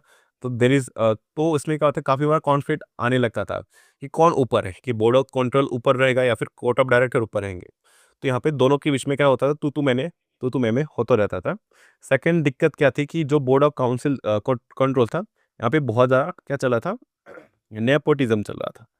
There was a lot of nepotism was going on, क्योंकि जो कोर्ट ऑफ डायरेक्टर है वो तो बहुत सारा पैसा देख के, है ना, क्योंकि उन्होंने शेयर खरीदे होंगे। इसके अलावा बाय वोटिंग में जाके जो कोर्ट ऑफ प्रोप्राइटर है, कोर्ट ऑफ डायरेक्टर को चुनते थे। लेकिन जो बोर्ड ऑफ कंट्रोल है वो तो सीधे राजा के, मतलब जो पार्लियामेंट है ना, प्रिवी काउंसिल के मेंबर है, तो वो तो वाया फैमिली आ रहे हैं, मतलब जो राजा का बेटा राजा है वैसे ही वाली सिचुएशन में आ रहा है। तो यहाँ पे नेपोटिज्म बहुत ज़्यादा चलता था, तो इसलिए क्या होता, तो अभी पावर सिविल कॉन्वेंट को सिलेक्ट करने की थी या फिर जो गवर्नर बनवाने की थी, तो वो भी उनके हाथ में आ गई थी। तो यहाँ पे बहुत सारा नेपोटिज्म अभी इसमें चल रहा था, इसलिए फिर ये भी दिक्कत थी। तो यहाँ पे कोर्ट ऑफ डायरेक्टर यहाँ पे इनको वो बोल रहे थे कि आप तो क्या कर रहे हो, नेपोटिज्म कर रहे हो। और क्योंकि कम्युनिकेशन गैप तो अभी भी थी इंडिया और लंदन के बीच में, तो इसलिए फिर यहाँ पे दिक्कतें तो वैसे भी बहुत ज़्यादा थी। तो ये 1784 का जो एक्ट था वो ये चेंजेस लेके आया था, और थोड़ा सा क्या बोलते हैं, फेलियर सा ही था। और अभी दिक्कतें और आएंगी और धीरे धीरे ये लोग क्लियर करेंगे सारी जो प्रॉब्लम्स है, डिफेक्ट्स है उसको। अभी जो नेक्स्ट एक्ट आता है वो आता है एक्ट ऑफ 1786 एक्ट आता है। अब ये एक्ट क्या था, ये बेसिकली एक्ट था एक ही बंदे के लिए लाया गया था, इसका नाम था लॉर्ड कॉर्नवालिस। अब आपने अगर लॉर्ड कॉर्नवालिस का नाम सुना है तो इन्होंने काफ़ी ज़्यादा इंडिया में अलग अलग लॉस लाए हैं, लेकिन आज उसके बारे में हम बात नहीं करेंगे। हम बेसिकली कॉन्स्टिट्यूशनल डेवलपमेंट के अंदर क्या क्या चेंज आया है, मतलब इस एक्ट के अंदर क्या लिखा है वही हम देखेंगे। बेसिकली लॉर्ड कॉर्नवालिस था ना, तो वो जब अमेरिका के सामने रिवॉल्यूशनरी वॉर चल रही थी ना, जहाँ पे ब्रिटेन हार गया था और अमेरिका आज़ाद हो चुका था, तो ब्रिटेन की काफ़ी सारी कॉलोनीज हार चुका था। तो यहाँ पे उस टाइम पे जो जनरल था, उनका जो मेन कमांडर था, वो लॉर्ड कॉर्नवालिस था। और लॉर्ड कॉर्नवालिस ने क्या कर दिया था, उन्होंने वो मतलब हार मान गए थे, है ना। तो इसलिए फिर मतलब फिर भी इनको यहाँ पे क्या होता है कि एक्ट ऑफ 1786 के अंदर क्या होता है कि जो पहले हमारे गवर्नर जनरल थे, Lord Warren Hasting, Lord Warren Hasting थे। अभी क्योंकि लॉर्ड वॉरेन हेस्टिंग काफ़ी टाइम से ईस्ट इंडिया कंपनी से, मतलब ईस्ट इंडिया कंपनी में काम कर रहे थे, तो इनका जो फेवर था वो ईस्ट इंडिया कंपनी की तरफ ज़्यादा झुकाव था, ना कि ब्रिटिश पार्लियामेंट की तरफ। तो अभी ये कुछ भी अगर काम करते थे, तो वो बेसिकली ईस्ट इंडिया कंपनी के फेवर में ज़्यादा करते थे। इसलिए जो यहाँ पे कोर्ट ऑफ डायरेक्टर या तो ब्रिटिश पार्लियामेंट है, वो इनसे ज़्यादा इतना ज़्यादा खुश नहीं थे। इसलिए फिर इनको चेंज करने के लिए ये एक्ट लेके आया, जिसके अंदर वॉरेन हेस्टिंग से हमने पावर शिफ्ट करी है, मतलब गवर्नर जनरल ऑफ बंगाल है, उसको नया गवर्नर जनरल ऑफ बंगाल बना दिया, जिसका नाम क्या था, लॉर्ड कॉर्नवालिस। तो यहाँ पे लॉर्ड कॉर्नवालिस से इसको अपॉइंट किसने किया होगा, तो बोर्ड ऑफ कंट्रोल ने अपॉइंट किया है। तो इनके लिए नया एक्ट लाने की क्या जरूरत थी फिर, है ना, डायरेक्ट ही बना देते। अभी क्योंकि लॉर्ड कॉर्नवालिस वाज अ, मतलब क्या बोलते हैं, मिलिट्री मैन था, है ना, तो उसको ऐसा था, क्योंकि पहले हमने देखा कि गवर्नर जनरल है, तो उसके अलावा एक और यहाँ पे कमांडर इन चीफ बना चुके हम। तो उसने बोला कि सिर्फ गवर्नर जनरल से तो काम नहीं बनेगा, मेरे को क्या करना है, दोनों पावर चाहिए। तो इसलिए फिर इस एक्ट के अंदर क्या लिखा हुआ है, तो बेसिकली इसको गवर्नर जनरल ऑफ बंगाल भी बनाया है, गवर्नर जनरल ऑफ बंगाल भी बना है, प्लस कमांडर इन चीफ भी बना दिया है। तो अभी जो कमांडर इन चीफ है और गवर्नर जनरल ऑफ बंगाल है, दोनों ही सेम है। कौन है, लॉर्ड कॉर्नवालिस। और इसके साथ साथ स्पेशल वीटो पावर दे दी इसको। क्या दे दिया, स्पेशल वीटो पावर। इसका मतलब जैसे मैंने बताया कि गवर्नर जनरल के साथ 3 और मेंबर है, टोटल 4 है। तो मान लो तीनों एक जगह एक साइड है ना, कि तीनों मान लो एक साइड है, और फिर भी कॉर्नवालिस को ऐसा लगता है कि नहीं, ये नहीं होना चाहिए, ऐसा पास नहीं होना चाहिए, तो वो मना कर सकता है और वो लॉ पास नहीं होगा। तो मतलब उसके बाद स्पेशल वीटो पावर आ गई कि वहाँ पे 3-1 का भी रेशियो होगा, फिर भी 1 वाला जो है ना, मतलब जो गवर्नर जनरल है, उसकी ज़्यादा मतलब पावर होगी वहाँ पे। ठीक है। तो ये आपको ध्यान रखना है कि एक्ट ऑफ 1786 जो आया था, वो बेसिकली इसके लिए लाया गया था, लॉर्ड कॉर्नवालिस, और उसकी जो पावर्स थी बहुत ज़्यादा बढ़ा दी थी, है ना, ताकि वो क्या कर सकते, इंडिया में आके अभी धीरे धीरे एक्सपांशन कर सके। मिलिट्री मैन था कि मिलिट्री एक्सपांशन चल रहा था इंडिया में। ये अभी बहुत सारी वॉर भी चल रही थी, जैसे हमने मराठों को मतलब मराठों को हराना था अभी, तो है ना। तो मराठा वॉर चल रही थी, इसके अलावा मैसूर में भी वॉर चल रही थी। तो आपको जब हिस्ट्री पढ़ेंगे तब साथ साथ में आपको याद रहेगा। लेकिन इसके लिए फिर हम इन्होंने क्या, लॉर्ड कॉर्नवालिस को अपॉइंट किया था। ठीक है। तो आपको ये ध्यान रखना है। सेकंड, और कुछ प्रोविजन आए थे इस एक्ट के अंदर, वो भी देख लेते हैं। अभी यहाँ पे क्या था, जितने भी सिविल और ऑल सिविल एंड मिलिट्री जब भी ऑफिसर्स थे, या तो एम्प्लॉयज थे, है ना, ऑफिसर्स थे, उनको अपनी क्या बोलते हैं, जितनी भी प्रॉपर्टीज है इंडिया के अंदर और यूरोप के अंदर, उसकी एक प्रॉपर एफिडेविट बनानी थी और सबमिट करवानी थी with in the 2 month of joining. तो 2 महीने के अंदर अगर ज्वाइन कर रहे हो आप, है ना, एज ए सिविल, तो एफिडेविट सबमिट करवानी है with in 2 month of joining. आपको ये भी ध्यान रखना है। तो जितने भी आपके आर्मी ऑफिसर्स थे, सिविल ऑफिसर्स थे, है ना, सिविल सर्विस वाले, मिलिट्री सर्विस वाले, तो उनकी जितनी भी प्रॉपर्टीज़ है, उनकी एक एफिडेविट बना के देनी है। चाहे वो इंडिया में हो, या तो यूरोप में हो, लंदन में हो, दोनों को ब्रिटेन में हो, तो उसकी सबमिट करवानी है 2 मंथ ऑफ ज्वाइनिंग, तो ज्वाइनिंग के 2 महीने के अंदर ही। ये क्यों किया जाता, ताकि करप्शन कम कर सके, है ना। इसके अलावा अगर कोई करप्शन करता हुआ पाया गया था, मतलब पकड़ा जाता था, तो वो सीवियसली पनिश किया जाता था उसको, है ना। ये वो सीवियरली सीवियर पनिशमेंट दी जाती थी। तो ये आपकी, अभी तक हमने चार्टर एक्ट ऑफ 1773 देखा, उसके अलावा अमेंडिंग एक्ट ऑफ 1781 देखा, इसके अलावा पिट्स इंडिया एक्ट 1784 देखा, और इसके बाद लॉर्ड कॉर्नवालिस के लिए अलग से एक्ट लाया गया था जिसका नाम था एक्ट ऑफ 1786। अब चार्टर एक्ट पे आता है, जो जैसे मैं बताया what are the charter act. तो चार्टर एक्ट वो थे जो बेसिकली परमिशन देते थे ईस्ट इंडिया कंपनी को यहाँ पे इंडिया के अंदर क्या करने के लिए, ट्रेड करने के लिए। तो चार्टर एक्ट ऑफ 1793 आया था, जैसे मतलब 20 साल बाद आया था, तो 1773 के बाद अभी आया 1793 में। तो आपको याद रखें, ये जो एक्ट है सारे वो हर 20 साल में आएंगे अभी, एवरी 10-20 ईयर। ठीक है, अभी एग्जाम में पूछे कि ऐसा कौन सा एक्ट था जहाँ पे सबसे मिनिमम चेंज किया गया था, तो ये वही वाला एक्ट है कि यहाँ पे इतना कुछ चेंज नहीं आया। तो minimal change was there, minimal change लेके आए थे। ठीक है, बेसिकली इन्होंने 20 साल के लिए वापस से मोनोपोली बढ़ा दी, किसकी, ईस्ट इंडिया कंपनी।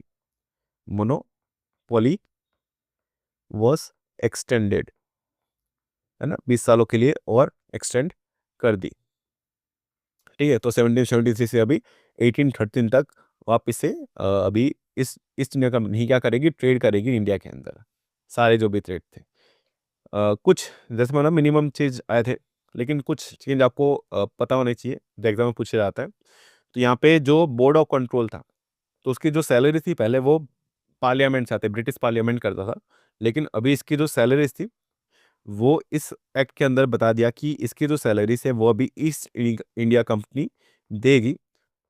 तो ईस्ट इंडिया कंपनी कहाँ से देगी, तो जो भी उसको प्रॉफिट हो रहा है इंडिया के अंदर, तो वहाँ से वो प्रॉफिट जो आएगा उसमें जो जो सैलरी है बोर्ड ऑफ कंट्रोल के मेंबर्स की, वो यहाँ से पे की जाएगी via by the East India Company. इसके अलावा वीटो पावर दे दी, है ना, veto power to governor general of Bengal over Madras and Bombay. तो मद्रास और बॉम्बे के ऊपर वीटो पावर दे दी, किसको, गवर्नर जनरल को।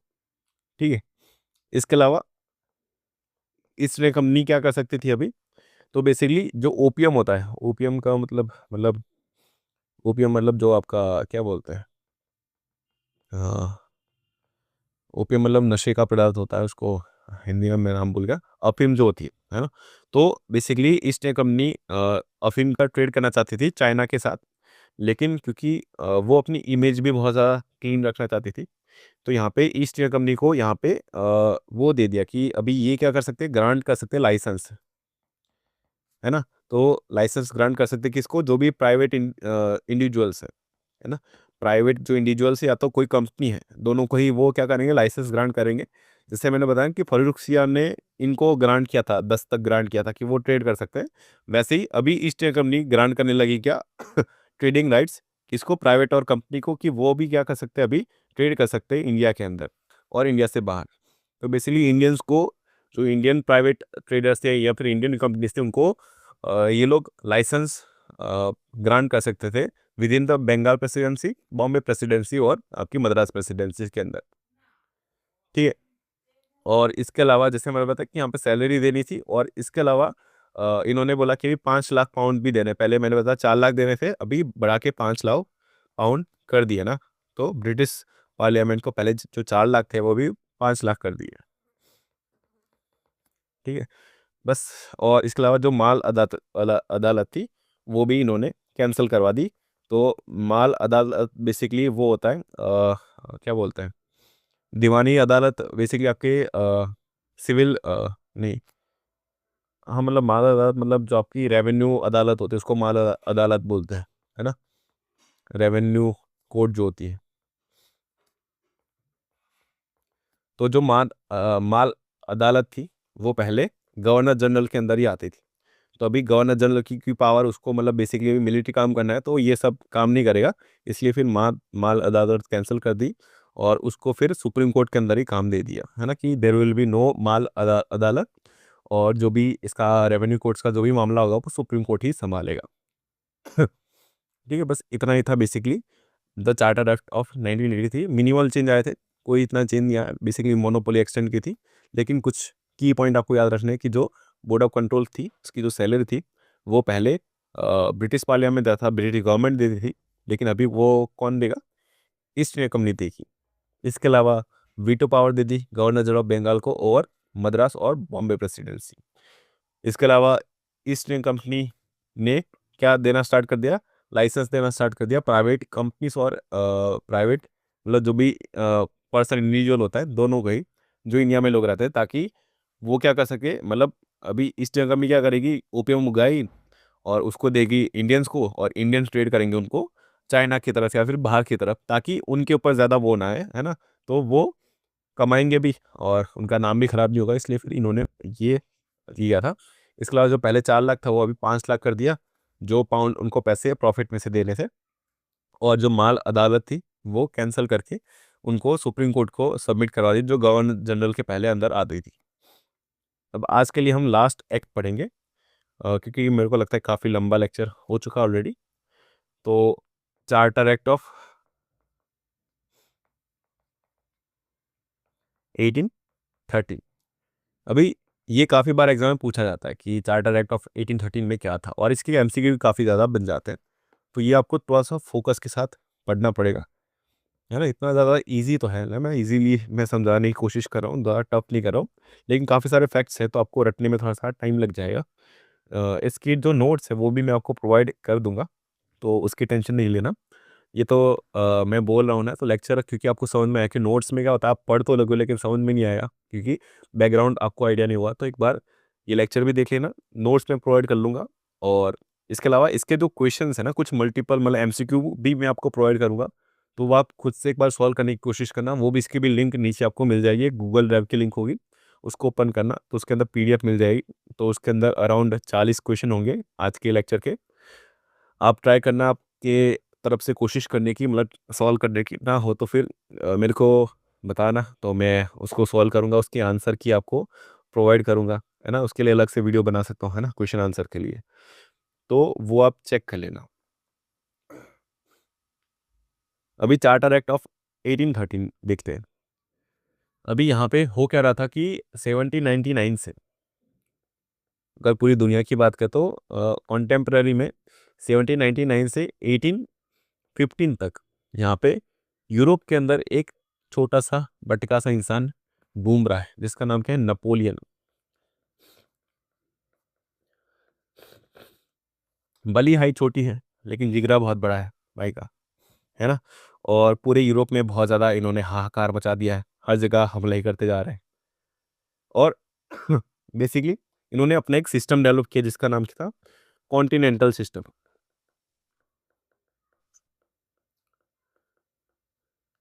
तो बेसिकली जितने भी फ्रांस की, जितने भी क्या बोलते थे, एलाइज थे, जितने भी फ्रेंच एलाइज थे,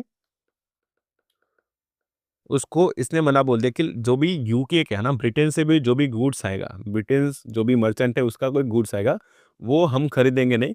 तो जितने फ्रेंच अलाइज थे वो कोई भी गुड्स नहीं खरीदेगा, इसका ब्रिटिश का, ब्रिटिश का जो भी गुड्स होगा वो नहीं खरीदेंगे। बेसिकली वही था आपका कॉन्टिनेंटल सिस्टम जो नेपोलियन लाया था, है ना।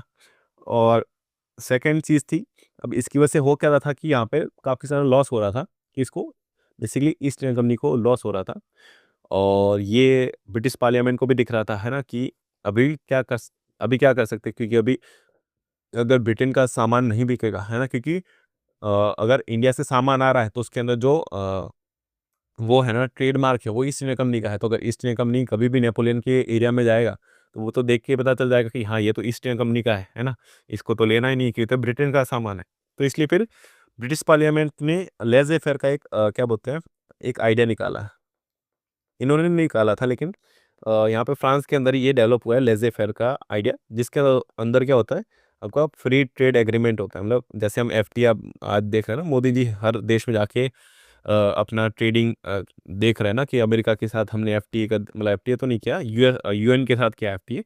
तो वैसे काफ़ी सारे देशों के हमने एफटीए किया है। वैसे ही यहाँ पे लेज़े फेयर का भी यही मोटो होता है कि यहाँ पे सब इक्वल होते हैं, यहाँ पे कोई ऊपर नहीं होता, कोई नीचे नहीं होता, यहाँ पे सबको मौका मिलना चाहिए ट्रेड करने का, है ना।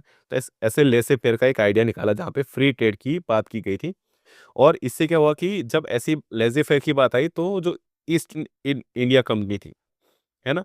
तो उसकी जो मोनोपोली चल रही थी, तो वो बाकी सारे जो इंग्लैंड के अंदर या तो ब्रिटेन के अंदर जो बाकी सारे मर्चेंट थे, वो उनको अच्छा नहीं लग रहा था कि क्यों ईस्ट इंडिया कंपनी ही एक ऐसी कंपनी है जिसको राइट्स मिले हुए हैं ट्रेड करने के इंडिया के अंदर। तो हमको भी राइट्स चाहिए, तो यहाँ पे डिमांड बढ़ने लगी, किसके लिए? Demand राइज्ड for trade in India, है ना? बाकी सारे मर्चेंट के लिए, है ना? अदर मर्चेंट्स, जो अदर मर्चेंट थे, उन्होंने मांग रखी कि हमको भी क्या दो, राइट्स दो, किसके? ट्रेडिंग राइट्स इंडिया में जाके, ताकि हम भी क्या कर सके, ट्रेड कर सके, लेज़े फेयर कर सके।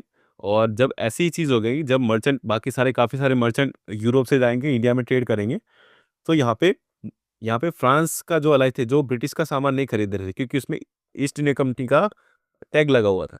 तो अभी नेपोलियन कितने लोगों को रोकेगा? मान लो इसका अलग से टैग है ना, मान लो 500 अलग-अलग 50 अलग-अलग टैग से सामान जा रहा है। अब वहाँ पे आप एक-एक करके चेक तो नहीं कर सकते कि कौन-सा ब्रिटिश सामान है और कौन-सा दूसरा सामान है।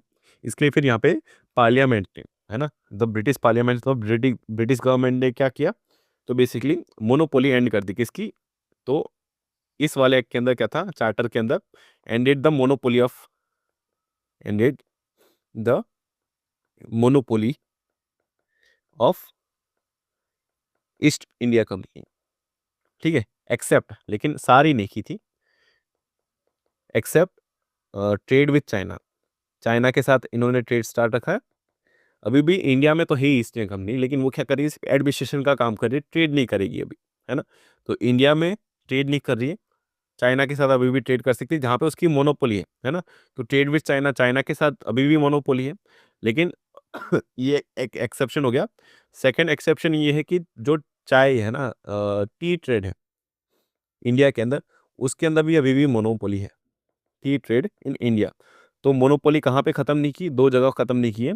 एक तो चाइना के साथ, और सेकंड क्या है? टी ट्रेड, है ना? जो चाय का ट्रेड है इंडिया के अंदर, इन दोनों की मोनोपोली ख़त्म नहीं की, बाकी सारी मोनोपोली ख़त्म कर दी। ठीक है? तो आपको पता होना चाहिए कि चार्टर ऑफ 1813, जहाँ पे मोनोपोली एंड हुई थी ईस्ट इंडिया कंपनी की, एक्सेप्ट चाइना की मोनोपोली के साथ, और टी की ट्रेड जो इंडिया के, इन दोनों की मोनोपोली के अलावा बाकी सारी मोनोपोली खत्म कर दी है, और बाकी सारे जो मर्चेंट हैं उनको परमिशन दे दी कि आप इंडिया में आ सकते हो, और इंडिया में आप आके बिजनेस कर सकते हो, ट्रेड कर सकते हो। और इसके बाद ही हम पूरा मर्केंटाइल फेज देखते हैं ना, मर्केंटाइल फेज देखते हैं, जिसके अंदर काफ़ी सारे मर्चेंट इंडिया में आते हैं, इंडिगो उगा करते हैं ना, फिर काफ़ी सारे मूवमेंट देखने को मिलते हैं, क्योंकि अभी मेनली यहाँ पे बहुत सारा यहाँ पे शोषण हो रहा था इंडिया के लोगों का, फार्मर्स का, पीजन का, ट्रेडर्स का, है ना? जो लोकल आदमी थे, लोकल वर्कर्स थे, उनका बहुत ज़्यादा यहाँ पे एक्सप्लॉयटेशन हुआ है। इसके बाद ही क्या हुआ है कि यहाँ पे हमको पता चला कि जो ब्रिटिशर है वो इतने भी अच्छे नहीं है ना? तो दिस वाज द फेस 1813 के बाद, फेस बहुत ज़्यादा वो हो चुका था, हार्श हो चुका था, क्योंकि यहाँ पे उन्होंने मार्केट ओपन कर दिया। अब जो भी यहाँ पे आ रहा है वो बेसिकली काम क्यों करेगा? प्रॉफिट के लिए काम करेगा, है ना? उनको ज़्यादा से ज़्यादा प्रॉफिट चाहिए, तो वो यहाँ से ज़्यादा क्या कर रहा था? सस्ते में सामान मांग रहा था, और उसके लिए फिर वो टैक्स भी ज़्यादा वसूल कर रहे थे, और बहुत सारी दिक्कतें आने लगी इंडियंस को। इसलिए फिर हम देखते हैं ना, 1857 में रिवोल्ट क्यों होता है? तो ये 1813 के चार्टर के बाद ही स्टार्ट हुआ है ये सब, है ना? इससे पहले दिक्कतें थी, लेकिन इतनी ज़्यादा दिक्कतें नहीं थी, है ना? इसके बाद जो दिक्कतें थे वो बहुत ज़्यादा बढ़ने लगी, ठीक है?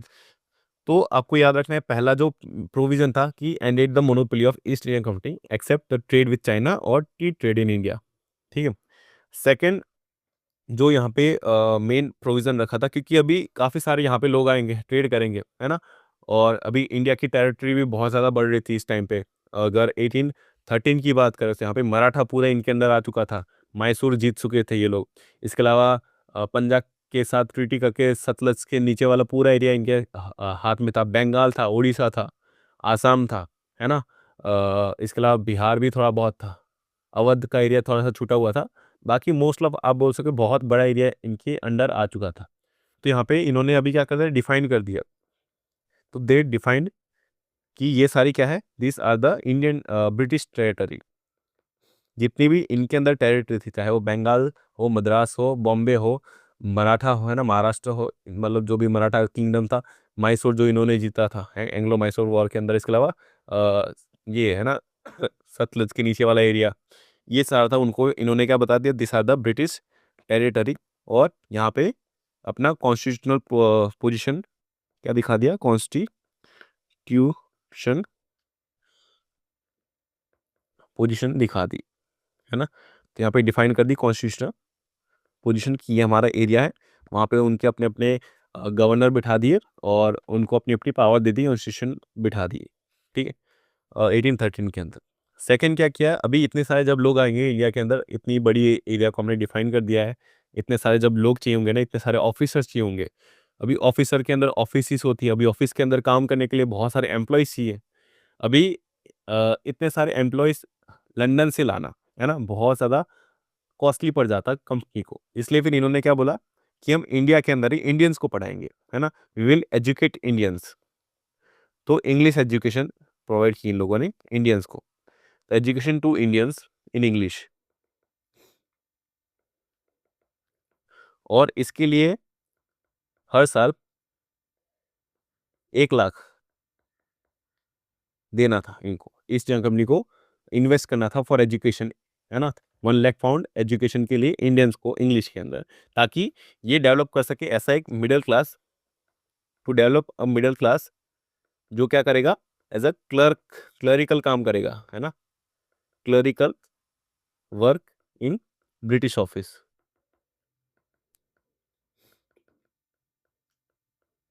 तो ये बेसिकली इंग्लिश में पढ़ा हमारे लिए नहीं ल रहे, मतलब हमारे लिए नहीं पढ़ा रहा है। बेसिकली इनको ही क्या चाहिए, वर्कर चाहिए, नौकर चाहिए, जो क्या कर सके, क्लरिकल काम कर सके, फाइल वगैरह कर सके। और इसलिए इन्होंने क्या किए, जो मतलब ब्रिटिश के फेवर में काम करेंगे ना, ऐसे काफ़ी सारे जो लोग होंगे जो इंग्लिश में पढ़े लिखे होंगे, वैसे इनको लोग चाहिए थे। तो इन्होंने एजुकेशन पे ध्यान दिया थोड़ा सा इंडिया के अंदर, इंग्लिश के अंदर। सेकंड, क्रिश्चियन मिशनरीज भेजे इन लोगों ने, क्रिश्चियंस मिशनरीज, मतलब काफ़ी सारे इंडियन इसके बाद क्या होंगे, कन्वर्ट होंगे किसके अंदर, क्रिश्चियनिटी के अंदर। तो यहाँ पे क्रिश्चियन मिशनरीज भेजी गई। बेसिकली इनका ये था कि जो वाइट मैन बर्डन थियरी है ना, वाइट मैन्स बर्डन थियरी, तो इनको ऐसा लगता था कि ये गोरे हैं, है ना, और इंडिया में सारे मतलब थोड़े से डार्किश कलर के हैं, और हमारे यहाँ पे मतलब प्रॉपर कि हमारा क्लाइमेट जो है बहुत ज़्यादा गर्म सा रहता है। तो हमारे यहाँ पे जो उस टाइम पे कपड़े पहने जाते थे वो बेसिकली धोती थी, है ना, लुंगी थी, बहुत खुले खुले कपड़े पहनते थे। और पसीना बहुत आता है, धूल मिट्टी उठती है हमारे यहाँ पे। तो इनको ऐसा लगता था कि हम जो है बहुत ज़्यादा गंवार लोग हैं, है ना, वी आर नॉट सिविलाइज्ड, है ना, हम बहुत ज़्यादा जंगली लोग हैं। फिर हमारे यहाँ पे ट्राइबल लोग भी रहते थे बहुत सारे, जंगल इतने घने थे, है ना, जानवरों के साथ हम रहते थे। तो we had a very diverse culture, और इसलिए इनको लगता था कि we are wild animals, we are wild animals. और ऐसा लगता था इनको कि हम क्या है, जंगली जानवर हैं, और हमको क्या करने की ज़रूरत है, इनको सिविलाइज़ करने की ज़रूरत है। तो सिविलाइज़ करने के लिए इन्होंने क्या भेजे, क्रिश्चियन मिशनरी भेजे, जिसके अंदर ये हमको सिखाते थे कि सिविलाइज़ कैसे होना है, कि चम्मच से खाना है ना? हाथ से नहीं खाना है, इसके अलावा शर्ट पैंट पहनना है, ये सब सिखाते थे हमको, है ना? कि बाकी सारी जो चीज़ें मैं ज़्यादा इसमें डीप नहीं जा रहा हूँ, एक बार आप सर्च कर लेना खुद से, व्हाइट्समैन बर्डन थियरी क्या है। तो उनको है ना कि इंडियंस को ऐसा लगता है कि इंडियंस आर नॉट सिविलाइज़, तो उनको सिविलाइज़ करने के लिए ये व्हाइट्समैन बर्डन थियरी लाई गई थी। और उसके लिए इन्होंने क्रिश्चियन मिशनरीज़ भेजे थे इंडिया के अंदर, जो क्या करेंगे, इंडियंस को कन्वर्ट करेंगे क्रिश्चियंस के अंदर, और बेसिकली सिविलाइज़ करेंगे, ताकि वो प्रॉपर्ली सिविलाइज़ हो सके और प्रॉपर तरीके से रह सके। बाकी तो बस आज का लेक्चर यहाँ तक ही रखते हैं, है ना? काफ़ी लंबा लेक्चर हो गया मेरे ख़्याल से।